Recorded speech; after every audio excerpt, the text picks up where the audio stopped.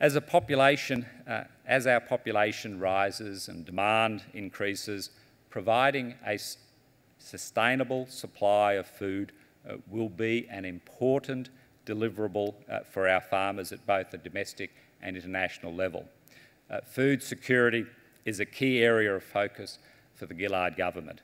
Currently, Australia produces more than twice the food we consume. Our trade surplus on food was around $16.5 billion in 2010-2011. And Australia is a food-secure nation. This government is taking important steps to ensure that remains the case for the short, medium and longer term. A key government initiative focused on securing the sustainability of our food supply is the nation's first ever National Food Plan. Our National Food Plan takes a big picture view of our food production and supply chains. It will consider the effects of land use pressures such as urban encroachment and mining on sustainable food production. The plan will explore foreign ownership in relation to agricultural land, as well as the importance of foreign investment in our agricultural sector. It will look at food imports versus exports and the changing demand of the Australian consumer. And it will take a closer look at the competition throughout that supply chain, including the role of supermarkets and the need to close the gap between producers and the end consumers. The National Food Plan will get our policy settings right over the short, medium and longer term so Australia can achieve the vision of a sustainable, globally competitive, resilient supply that supports access to nutritious and affordable food. In October, I had the opportunity of announcing that the government will develop the plan through a green white paper process. That paper is currently being developed. It follows on from the issues paper that so many good ideas came out of. The paper will take account of stakeholder feedback on the issues released later this year. And the green paper, of course, will build on that issues paper and provide all of you an opportunity of adding your voice to what the National Food Plan should look like. Like our food sector, the Australian agricultural industry is both dynamic and diverse. Today I've had an opportunity of focusing on the government's agenda for agriculture, but there is also important work being done to ensure Australia's fisheries and forestry sector have a sustainable future. The forestry sector is going through a challenging period, particularly in Tasmania, but we will continue to forge a future for the industry, its employees and the communities that live in these regions. In addition, the government is delivering on its commitment to combat illegal logging and associated trade and reduce significant economic, social and environmental costs. When it comes to our fisheries, Australia produces very high quality seafood.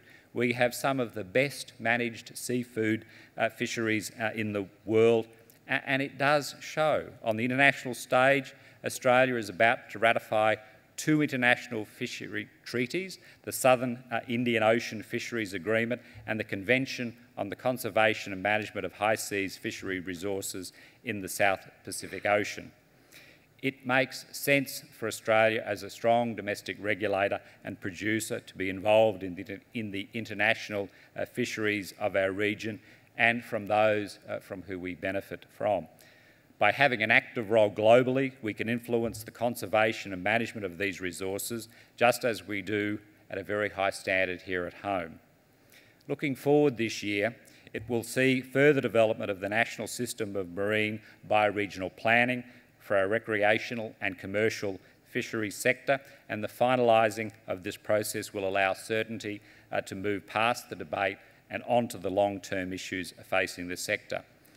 For me, these include broadening our research and development base, deepening our research into domestic markets and getting more Aussie fish on Aussie plates.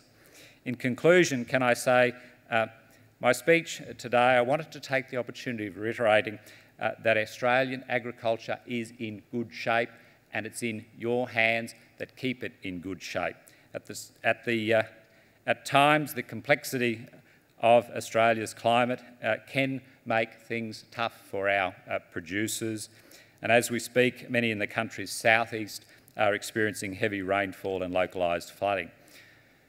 Last year, or during the 2010 period, floods scoured our eastern states, while on the other side of the country, in Western Australia, we were looking skyward in the hope of rain. But despite the challenges the weather presents, we ended last year in a strong position, and the prospects for the next are bright. This is in no small part due to the work that people here undertake. The people provide advice, support and assistance to our farmers, that through my department, DAF, provide the building blocks to support our agriculture, fisheries and forestry sector. And of course, the one thing that remains, I think, unsung in many of this is that this is also the Year of the Farmer. We should take an opportunity of celebrating the hard work, innovation that our farmers undertake every day on the land on our behalf to make sure that we have clean, green food. In this year, of course, we will be delivering our agenda in the agricultural sector. We'll continue to work with and in partnership with farmers, producers, you in this room, delegates across many of the fields. Why? Because by investing in a strong future for this sector, we are making investments with a nation-building return. Can I then thank all of you for what is going to be an exciting Outlook Conference for 2012. There are many discussions that will come from this. I look forward to not only reading some of the results, but also looking at some of the action on the ground that you will advise us through this conference about.